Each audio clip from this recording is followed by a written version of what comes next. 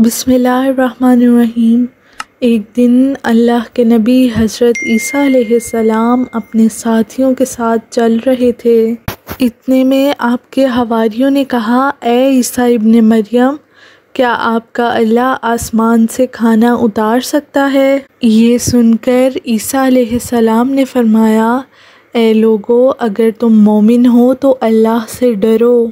تو انہوں نے کہا کہ ہم تو اپنے ایمان کی تازگی کے لیے عرض کر رہے ہیں تاکہ ہم اللہ کی قدرت کو دیکھیں اور پیٹ بھر کر کھانا کھا کر اپنے ایمان کو تازہ کریں، اور وہ لوگ جو کفر پر ہیں ان کا ایمان بھی آپ پر ہو جائے۔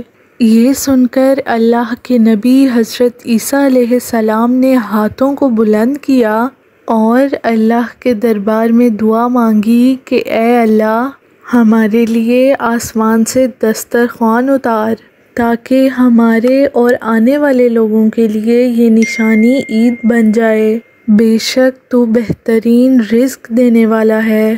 اللہ نے جیسے ہی عیسیٰ کی دعا سنی تو فرمانے لگے، اے عیسیٰ، تمہارے پروردگار نے تمہاری دعا قبول کر لی، لیکن اس دسترخوان کے اترنے کے بعد ان لوگوں نے خیانت کی تو ان پر وہ عذاب نازل ہوگا جو آنے والی نسلوں کے لیے مثال بن جائے گا۔ ابھی یہ الفاظ بلند ہو ہی رہے تھے کہ اتنی دیر میں آسمان سے فرشتے دسترخوان لے کر نیچے اتر آئے، جس میں 7 مچھلیاں اور 7 روٹیاں تھیں۔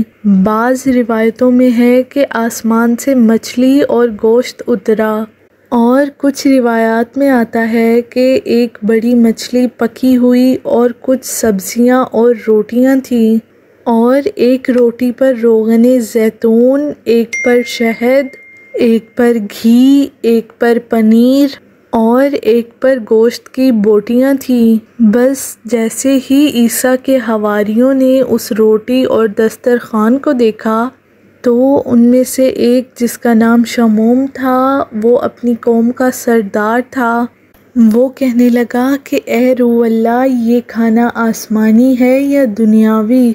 تو عیسیٰ علیہ السلام نے فرمایا، یہ کھانا نہ دنیا کے کھانوں میں سے ہے اور نہ ہی آسمان کے کھانوں میں سے، یہ کھانا تمہارے پروردگار نے ابھی ابھی ایجاد کر کے تمہارے لیے اتارا ہے۔ پھر آپ نے فرمایا کہ خوب پیٹ بھر کر کھاؤ اور اس میں خیانت نہ کرنا اور نہ ہی کل کے لیے ذخیرہ کرنا، ورنہ اللہ کا عذاب تم پر آ پہنچے گا۔ لیکن افسوس، وہ لوگ اس کھانے میں خیانت بھی کرتے ہیں اور کل کے لیے تھوڑا تھوڑا چھپانے بھی لگتے ہیں۔